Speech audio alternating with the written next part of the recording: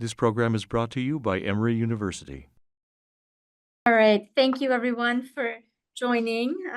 Today it is my pleasure to introduce one of our own, Dr. Preethy Mathew, who generously volunteered to give this talk. She came up to me at our ECCRI Conference at Amelia Island, and I'm always excited when somebody volunteers to give a presentation, so we appreciate it.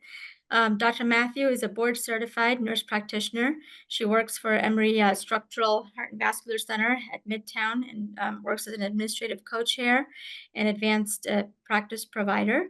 She has a bachelor's of science in nursing from University of Kerala in India and had a certification in cardiology and thoracic surgery nursing from, I'm going to pronounce this, from Sri Chitra Tirunal Institute of Medical Sciences and Technology in Kerala.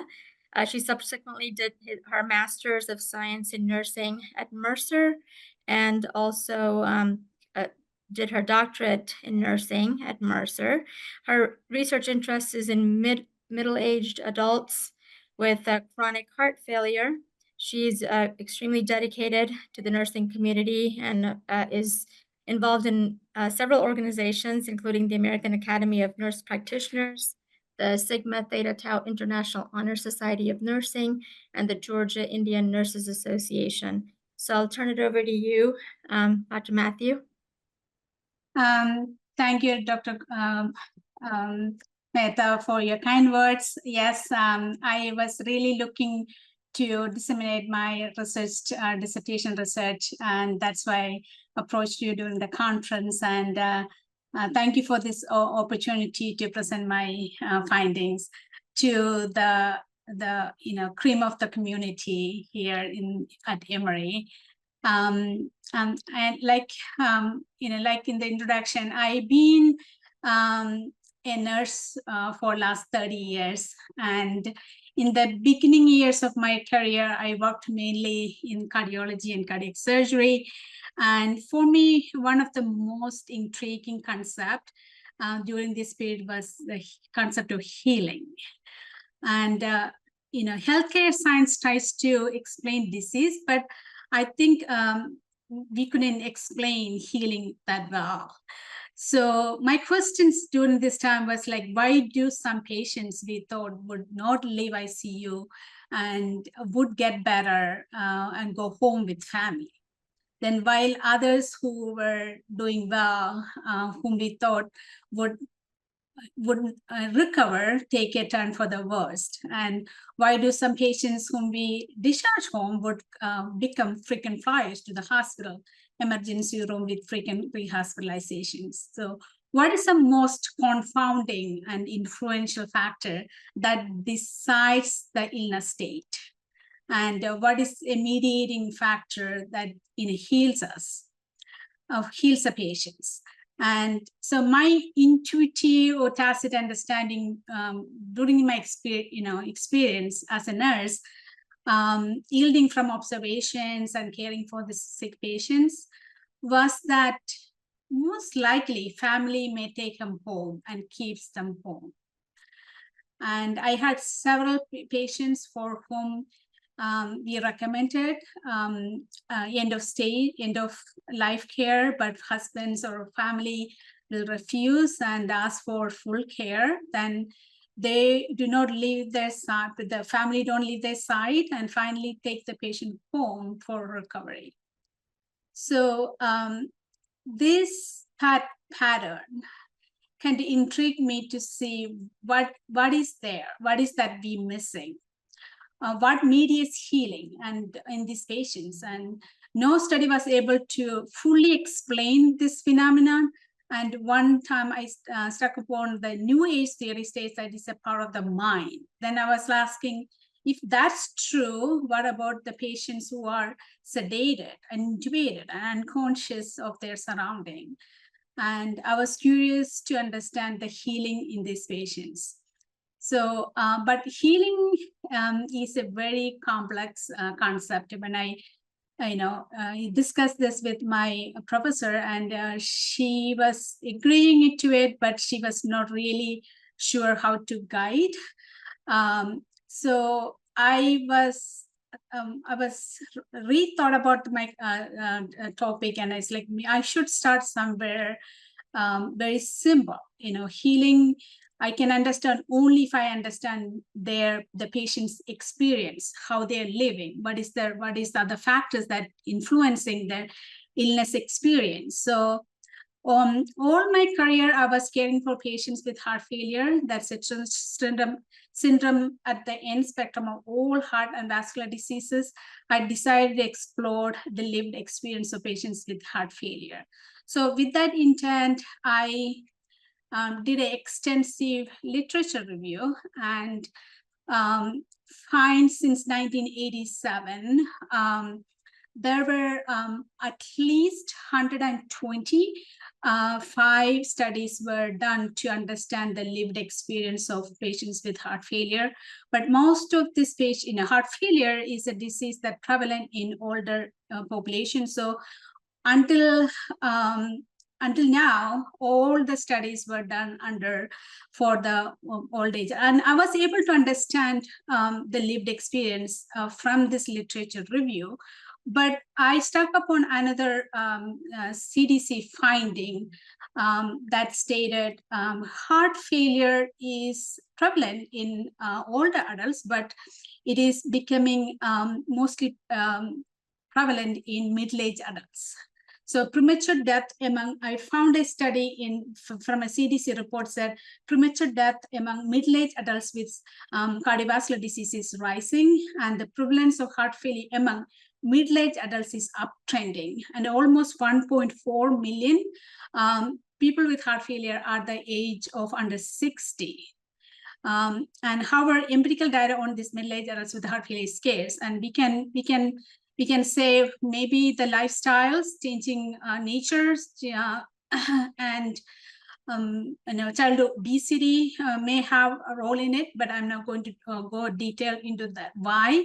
But mainly, I'm focusing on what my study was focused. So hence, I decided to take a comprehensive study to really understand the experience of middle-aged adults with heart failure in the United States. So that's how I ended up with my topic.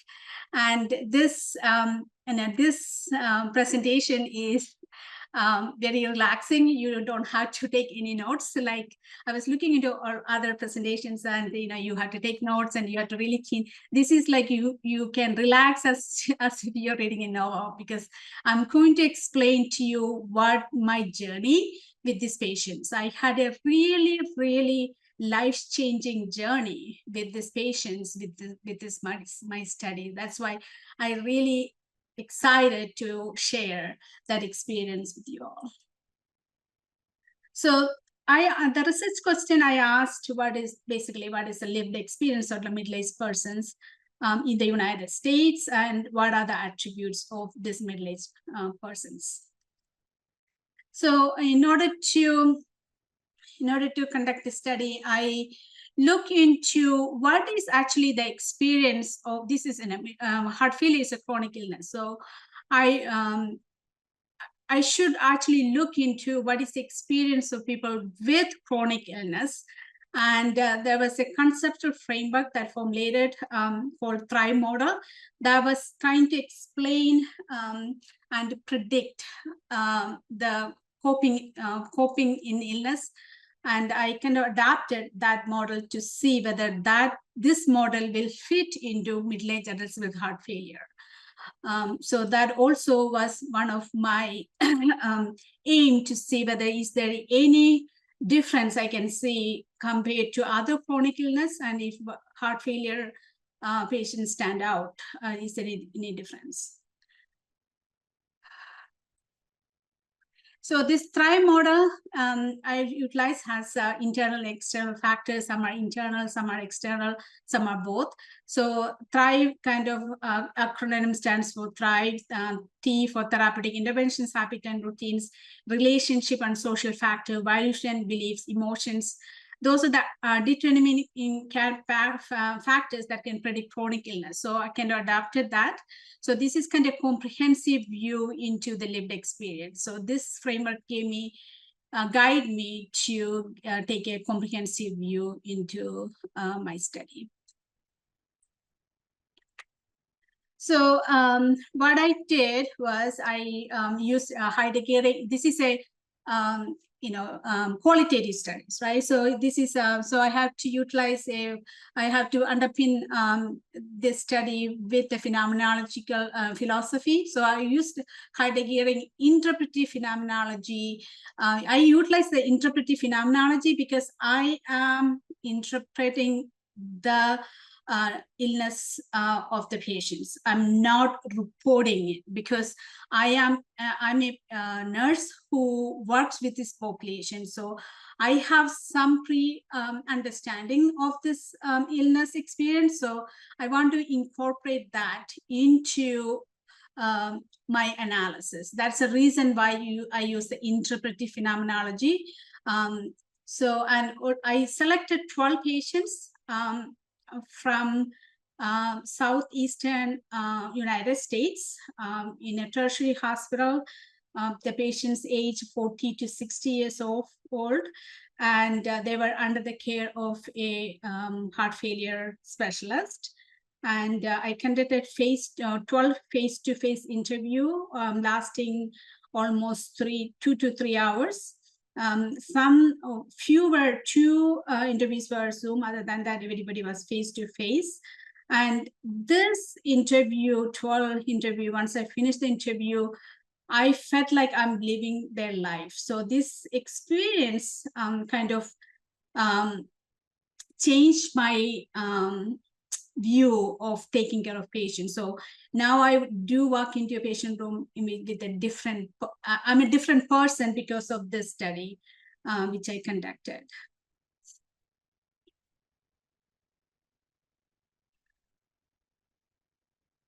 So this is the most important part, the results. All the next slides, almost 16 of them, I am reporting the results. So this is a qualitative study. So what patients said during the interview, the highlights are coming up. So before that, I just want to go over who were my patients, who were my participants. So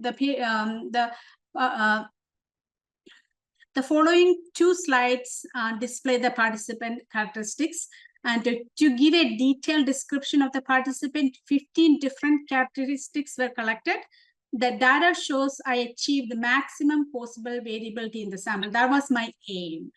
If I only have, if my sample is like 60% whites, then my sample is not representing the United States population. So try to mimic the United States population by selecting the sample. So if you can look here, whites were 4 and 33%, blacks were 33, Asian 16, Hispanic 16. So trying to get a heterogeneous sample.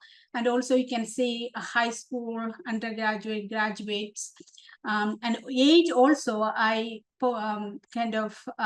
have 40 to 45, 25%, 45 to 60%, 25%, 51 to 55, 25, likewise. So also the marital status, if you look, I had single, married, living with the same sex, partner, divorced, widow, and children. Some had no children, some had 1 to 5 children, some had 6 or above. So then young child less than 18 years old, I thought that is also important because I was trying to see how it to be, what is the experience if you have a dependent when you are chronically ill. And also work status, you can see there are some patients who are full-time employed, part-time employed while living with the heart failure, and also heart failure status, living with, living status, home alone or home with family. So this, the purpose of these 2 slides is to show you this. This is a very heterogeneous sample who can represent United States population.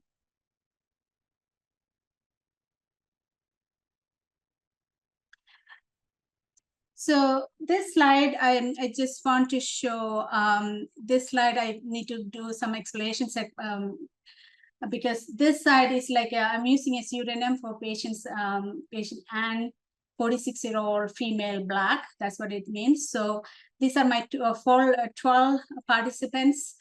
And so if you look through here, this is a detailed description of the participants. Like 1, 2, 3, 4, 5 patients had a family history heart failure, and 3 of my patients had a postpartum cardiomyopathy. And if you look at the diagnosis in years, I had a few patients. One patient more than 25 years, and a few more than 50, and the few are 9, 10, 7. So as you can see, this is a different. I wanted to see what is it like when in different phases of illness, when with different trajectory of illness, how they do, and also living with family, living alone, dependents who had dependents. So this slide gave me an understanding how to interpret what they are saying. So one I just want to, since I have the slide here, I just want to show you. If you're looking at, I always thought patients, as the years of illness progresses, the trajectory goes up, and in a patient don't feel good. But the opposite was true here. If I have to look 25 with no hospitalization in last 6 months. 13 years, no hospitalization, 6 months. 13 years here, no hospitalization, 6 months. So I was able to analyze depending on what I'm looking through here. And so I think enough for that slide. So the results, so following the data analysis, 7 primary themes and 22 sub-themes emerged that influence the lived experience.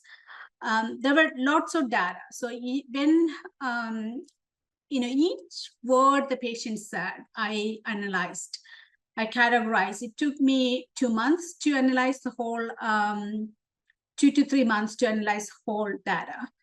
And in qualitative study, we say that the research became the instrument. That is really true, because you involve in the data, you become one. And that was the experience I had during this study. So the 7 themes were time. Time seems to be influencing the patient's experience. And also the rest of the 6 themes that was in the THRIVE model also was identified during this data analysis. But time was the one that was not in the THRIVE model. So the first theme, time, the time prior to the illness seems to be influencing the patient, especially where were they during the diagnosis. So mostly this is like unexpected diagnosis. The patient's initial phase, they are not frequently visiting hospitals. They are basically working. One patient said, I worked 60 hours a week. I didn't have anything to worry about, never been to hospital, never been sick. So that's what they find. So this is unexpected, unexpected diagnosis. And the trajectory of illness called initial phase, middle phase, late phase. This phase is not congruent with how many years of diagnosis. Rather, this is patient's journey. Each patient decides how long they will be in the initial phase, how long they will be in the middle phase, how long they will be in the later phase, because of the interconnectedness of other factors. Most of them, the initial phase, they said, did not know what it really was. Basically, they are in the denial phase. In the middle phase, they are accepting they have the illness. It was like somebody just took my life and turned it upside down. And now I have to watch what I eat. So, and later phase, the mixed state of being. And also the time of the year seems to be affecting affecting the illness experience. Changing seasons, holidays, death of the loved ones, especially if they died of heart failure. The month of the initial diagnosis seems to have the illness. For example, if the patient, one patient said he had the diagnosis in summer, and when the summer comes, he becomes sick. And another patient told me he was diagnosed in winter, and the winter comes, I think my interpretation is like they go back to that time and they become ill. So that was interesting to hear. And also, if their loved one died of heart failure, and when their death anniversary comes, they will become more sick and will get hospitalized. So those were interesting too. Sorry, I lost my mouse here. Okay, sorry.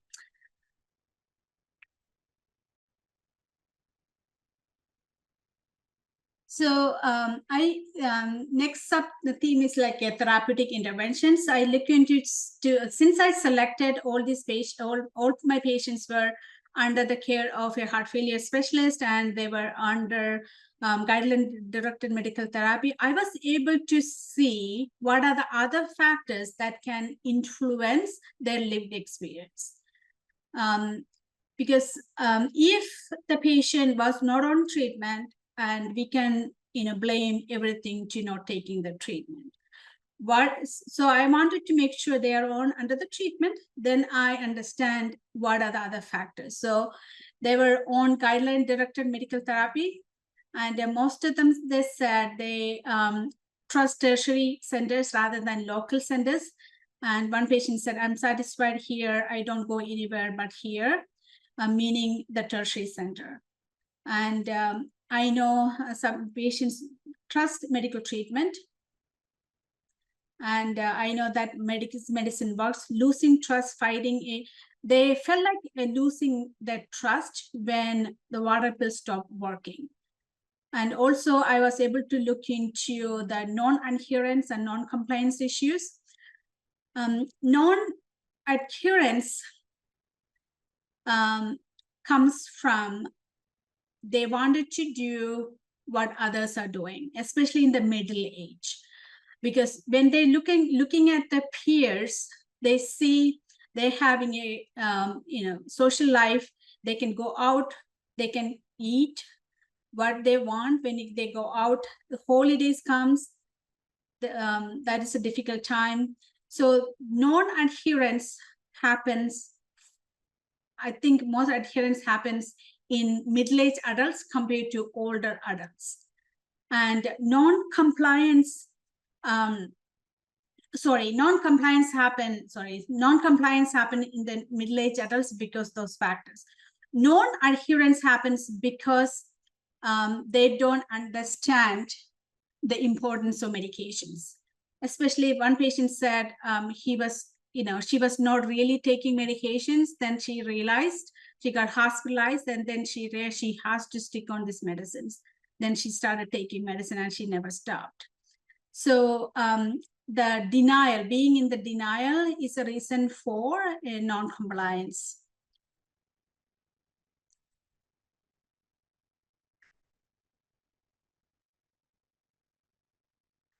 So the next sub-theme, non-medical interventions. The sub-theme is a non-medical intervention. Some of the non-medical interventions seems to be helping patients' lived experience. Participant following recommended dietary changes and restrictions, also incorporating self-learned breathing techniques to palliate symptoms, pacing activities, and also exercising and eating better, and also participating in rehabilitation, physical therapy, and also counseling with a grief counselor.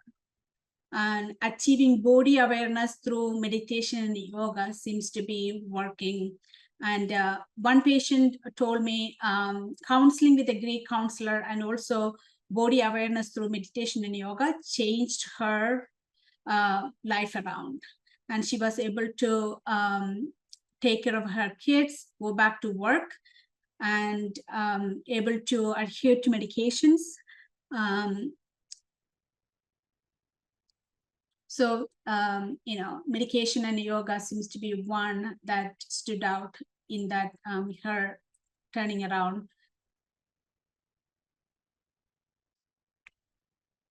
So next sub-theme is the positive habits.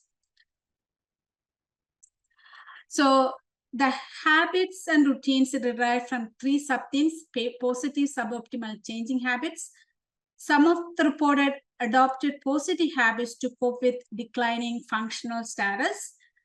Patient constantly adjust and pace activity to ease symptoms, rearrange furniture in the house, to ease the pace of walking, pre-planning travel, and learn new ways to adjust dietary restrictions while traveling. One patient told me she will make sure she will tell her physician she's traveling, and she also will have list of hospitals where she's traveling just in case if she has an emergency.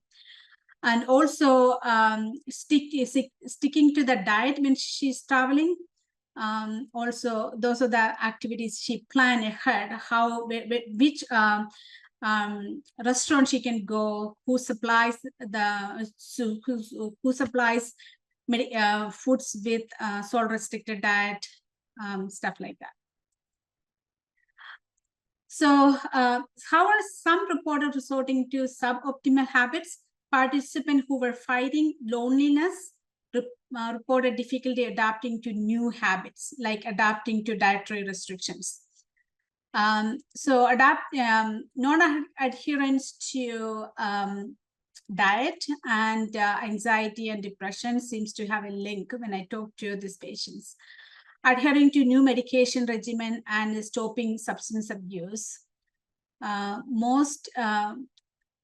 The most frequently reported difficulty was adjusting to new dietary restriction. As one said, I wanted to eat what others were eating, and that became more difficult during holiday seasons. And one participant shared resorting to pain pill addiction. One said they were prescribing it more frequently and giving refills. So I took advantage of that basically. What she was referring to was in the old times, she was able to get prescriptions so easily. And at that time, she actually got addicted to pain medications, and now she's recovering.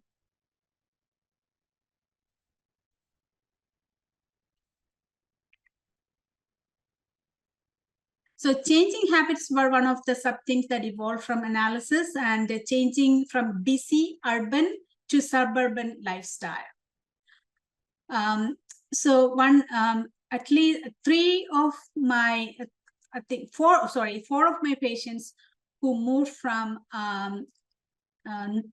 northeastern United States to southeastern, and they said changing sceneries and changing from a city life to greenery immediately changed how they felt.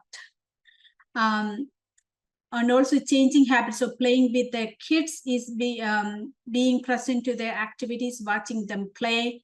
Some change bathroom routines to adjust diuretic medications and affect frequent urination.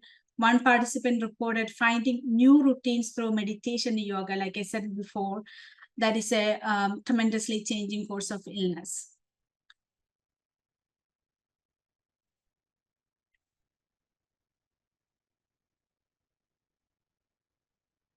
Relational social factors also emerged. 7 themes were identified that influence relational and social factors, and those are described further. Regarding family, family was identified as the most significant source of support. For participants who were diagnosed with heart failure as a young age, mothers were significant support at the time of diagnosis, though they were married or living with a partner. Even though they are living with a partner, the mothers were the significant source of partner when it was diagnosed. If they had older kids, they assumed role of a caretaker for the younger siblings. Further, a strong family bond prior to illness determined the level of support following the illness. Further, the role dynamics of the husband and the wife relationship changed after the diagnosis, as one participant voiced, "Table have turned after the diagnosis." What he was referring to was he was the sole supporter and of the family, and he didn't give much credit to the wife. And after the diagnosis, his wife has to go back to work and he has to stay home. That's what he meant by tables have turned. And this particular patient, as soon as I started the interview, he sat in front of me and cried for at least 5 minutes before we start the interview. And the guilt of not treating his wife right before the diagnosis was, shadowed the whole interview. But he is very happily living a life now, and he's proud that he is still supporting the family in an emotional level rather than a financial level. Most of them reported, however, some of them reported ambiguous feeling receiving support. Meaning, while they appreciated support, they felt difficulty receiving it. That is especially evident in male patients.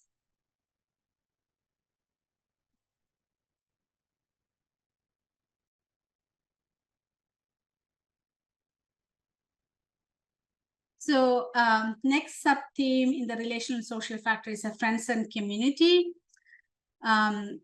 Few patients identify neighbors, church community, recreational and park community, and friends who provided additional support during the time.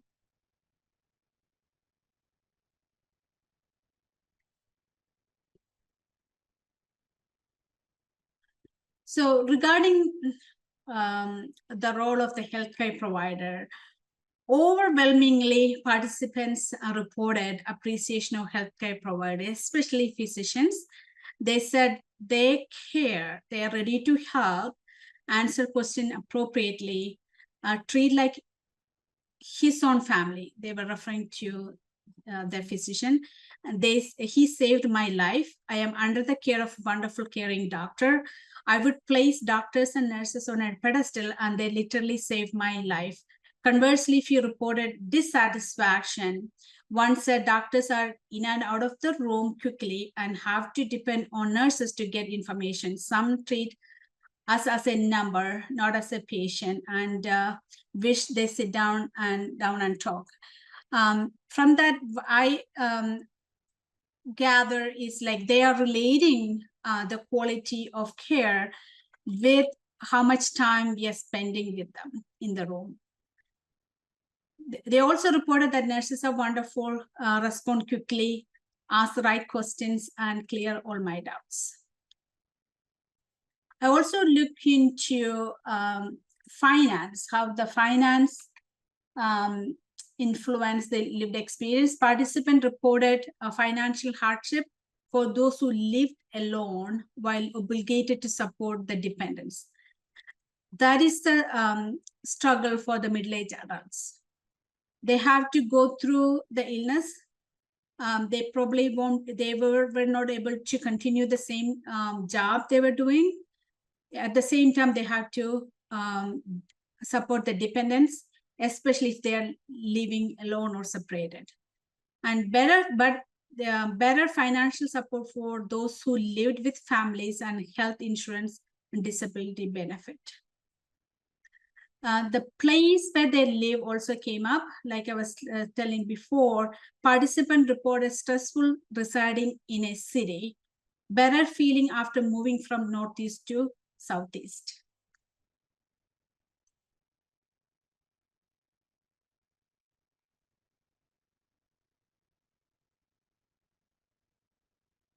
Also, another theme came up is dogs or pets. One participant identified a dog as one of his emotional support. He said, I have 2 dogs and they are the ones that gives me strength. When I don't feel good, they want to be with me all the time. Also, technology came up, and most patients use the internet to understand the illness, medications, and dietary options. One participant reported that the nephew installed an electronic camera to monitor him while he was living alone.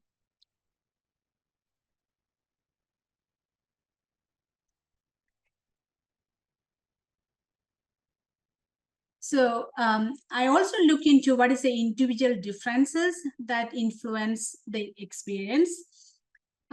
We also already discussed the demographic characteristics, so I will go to the personal characteristics, how that influence.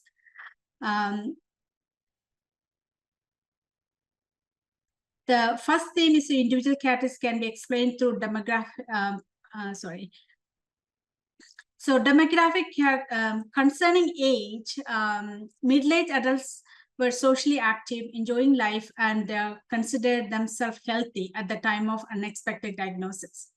And all of them tried to go back to work, but resorted to staying home given their functional decline. So this led to feeling like they were losing their identity. Participants who had a family history of heart failure struggled to come into terms with their predicament, as they had first-hand knowledge how the illness would evolve over the years. The participant who developed heart failure during their pregnancy or got pregnant after their diagnosis struggled to take care of the newborn child. The participants also reported some cultural differences. Mexican families struggled to keep up with the expectation of wife role in Mexican family. For the same reason, Mexican women seems to underreport their symptoms. Asian males struggle with a strong sense of loss as they could not provide for their families and describe the feeling as killing me while staying home. The role expectation in the culture and the resulting emotional burden while enduring the illness surfaced in the study. Regarding the gender differences, men reported a losing of worth and were ambiguous in receiving support, like I said earlier. Unmarried males, after diagnosis, further got separated from the immediate family.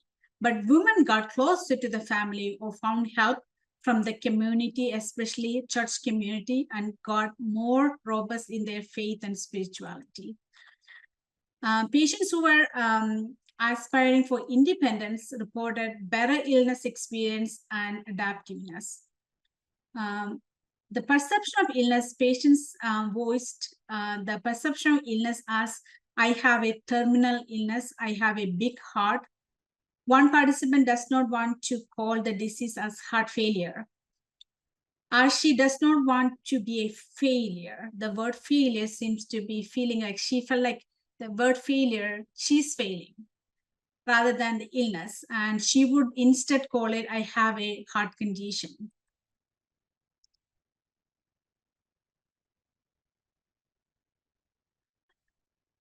So illness characteristics, participants reported initial vague symptoms that were attributed to a lesser severe condition as they ignored the symptoms. Non-compliance to diet and medication and living alone coincided with frequent hospitalizations. And comorbid conditions worsened symptoms experience, and COVID exacerbated heart failure. Since I conducted the research during the COVID time, patients reported COVID exacerbated their heart failure. Participants reported initial better symptoms controlled with newer medication, Entresto and Farxiga. And adherence to dietary restriction, guideline-directed medical therapy, non-traditional intervention coincided with better symptom improvement, which led to better than bad days, even after 15 to 25 years.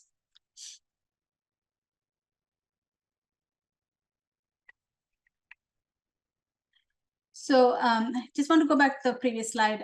What I'm trying to say here is if the patients are adhering to dietary restriction, guideline medical therapy, and non-traditional interventions, they feel better even after 15 to 25 years.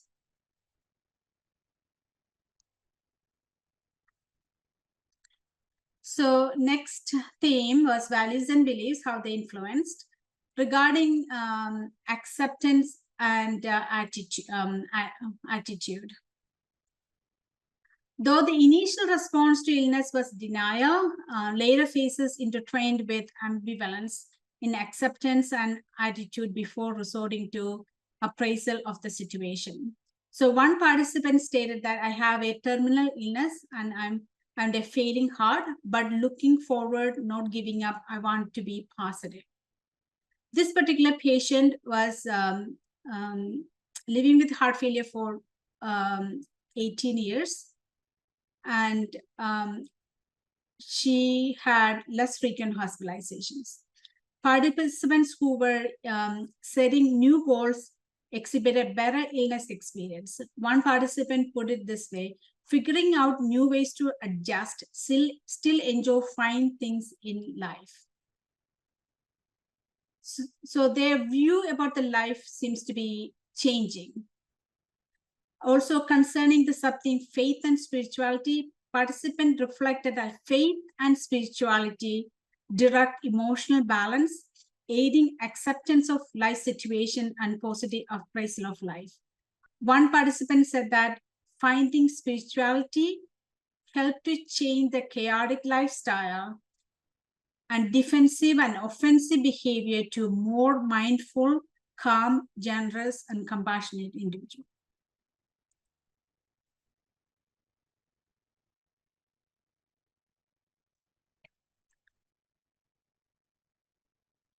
So emotions was the next theme.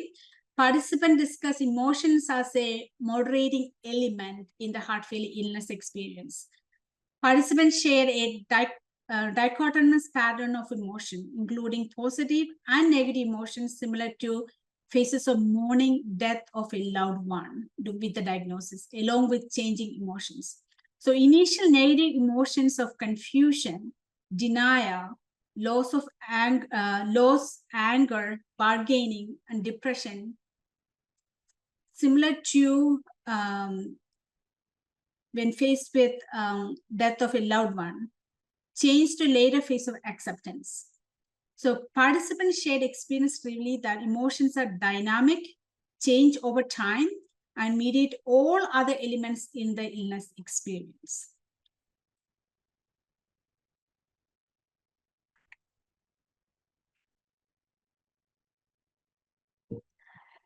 So this this can give me an answer to my research question: what are the lived experience of middle-aged adults and middle-aged Americans diagnosed with heart failure, and what are the attributes of the middle-aged adults with heart failure?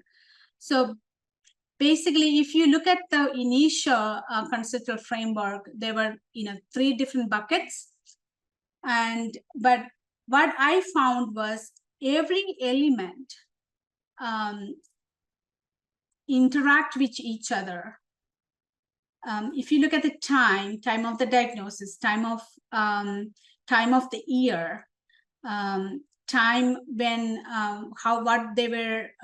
what is the status of them when during the diagnosis seems to influence, and also influence each other factors, each rest of the 6 factors. Likewise, each factor influence rest of the 6 factors.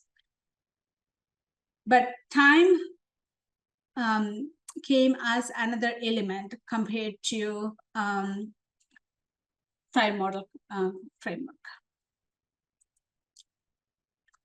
So,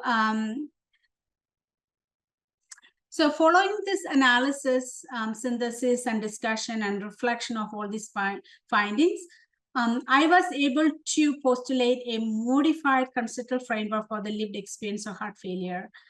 The Thrive model could not meaningfully explain the dynamicity, interplay, and interconnectedness of the elements that influence the chronic illness experience. So based on the finding of this comprehensive study, I proposed a modified conceptual framework depicted here. And the left column represents characteristics of the initial phase of chaos. Middle represents the phase of evolution of the illness experience when all elements are in perfect display. And the right column represents the characteristics of patient when they find life purposeful. So find the mouse. Okay. So the chaos to purposeful when all the elements work in synchrony. The phase of chaos may look like non-compliance, non-adherence, living alone, shrinking social circle, negative emotions, denial, confusion, symptom exacerbation, role confusion, or ambiguity. At the optimal phase, life may feel purposeful even after 25 years, even after 15 years, and will evolve compliance, adherence to treatment, making future plans, living with family, widening social circle, emotional balance, acceptance, appraisal, symptom control, and self-reliance. This phase, if you can see, all factors influence each phase in the axis of time. The time has the influence on each other 6 factors. But out of all these factors, 2 factors stood out to me, which are family and faith. Family and faith can influence and direct and make them have a normal life with the diagnosis.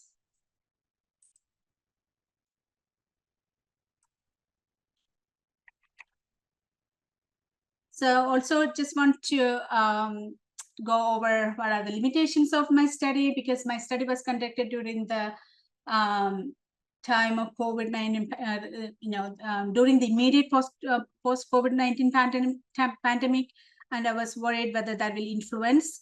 But I was able to identify, discuss with the patient, and did influence their symptoms. So the next one is, I would just want to say what are the implications of my study. As you can see, this is a comprehensive study. I was able to touch each aspect of the lived experience. So this gives me an idea of what the patient lives like.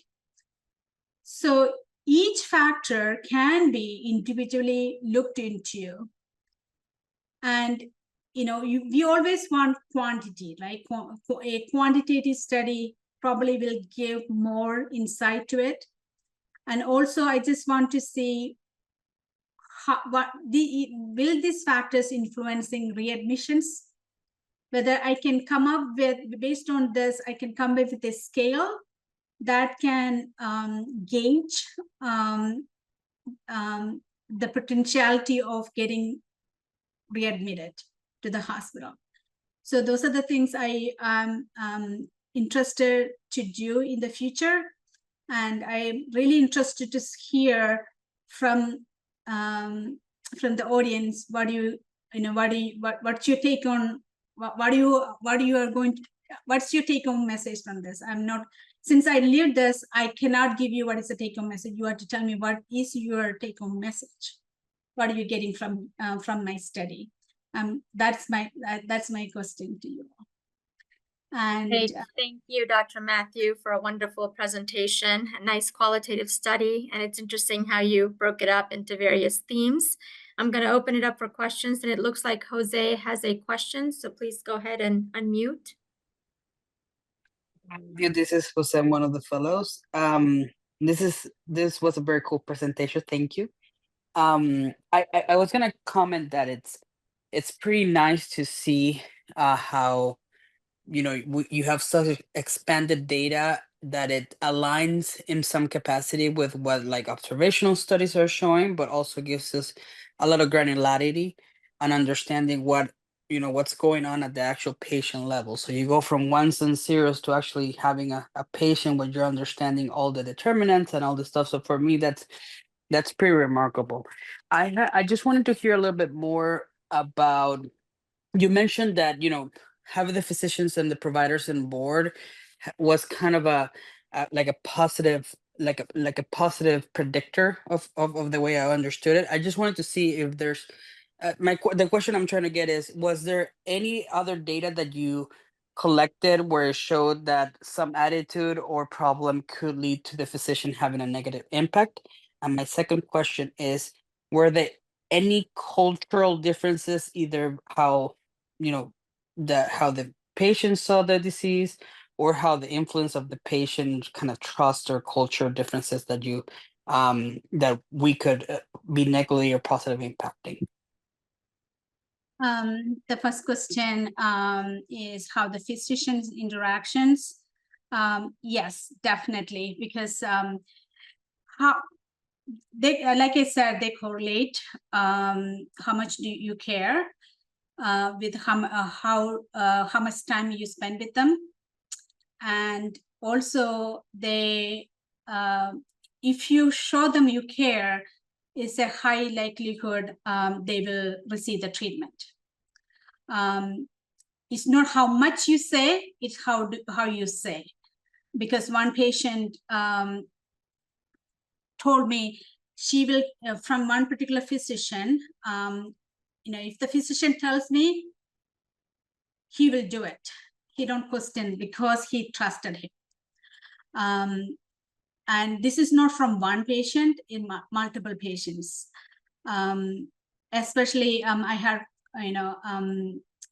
I selected some patients from our clinics as well. And that's the response I got. I put them on my pedestal. I will, follow what you say because I trust you. The trust comes from how you walking into the room. Especially, that's what they said. When he walked into the room, he is very tough.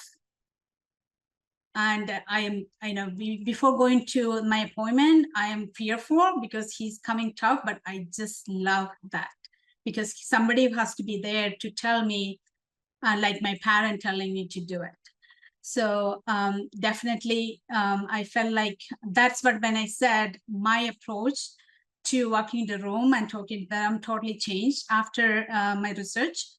I see them differently now. Then the second question, what I gather, is cultural differences. Like I said, there's so many cultural differences in how do they trust physician as well. So I did include, there's so much data in there, I didn't include in the presentation, but one Mexican lady, she trusted her pastor more than the physician, because that's how she was raised with her mother, who had heart failure as well. So she was explaining to me, her mother always trusted the pastor over physician, and she always looked skeptically with the physician, but they have different intentions, that's what she said, but she always go back to physicians. So there are cultural differences in how they approach the physicians. Yes. Thank you so much. Any other questions or comments?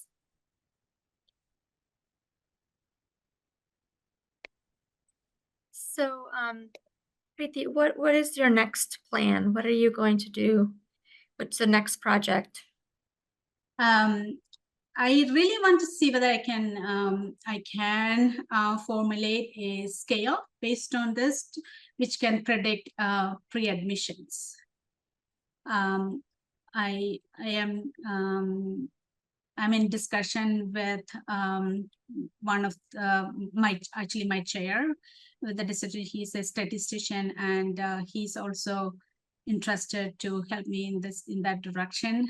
But I took a little bit of break after the research. It was so overwhelming by the time I finished. But that's a route I want to take. But I could also take each portion separately. So like the question was like how the physicians and relationship with the patient influence the medication. So there's so many things comes up here, and what is the cultural differences in the illness experience. So there are so many factors, small bits of themes I can select and do a separate study. But overall, I just want to see whether this study has any utility in creating a scale that can actually help to gauge the rate of pre-hospitalizations. Great. And All right, we're right. I'd like to hear any of the physicians have any insight into those. I haven't looked into anything, so I just finished the study that's in my mind, but I haven't developed a scale in the past, but I have used them. But that's the path I'm really looking into. I will tell you that I hear the comment a lot because patients access their notes now. And, for a lot of patients where we say chronic stable heart failure, even for like HFpEF patients, they're like, heart failure. I don't want heart failure on my diagnosis. Yeah. That I heard that multiple patients don't want to be called heart failure. One patient was adamant during the interview, I cannot use that word failure. But the most intriguing factor here is how the faith and family influence the experience, and also living alone is a very big red flag. Living alone, especially males. Mm-hmm. Yeah, social isolation has been social isolation, depression. Yeah. Okay, well, we're right at the hour. It's 3 o'clock, so I want to be respectful of everybody's time.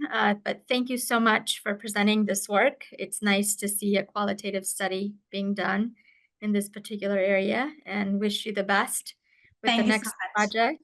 Yeah, thank you so much. And I just want to acknowledge my committee whom I did this research with, Dr.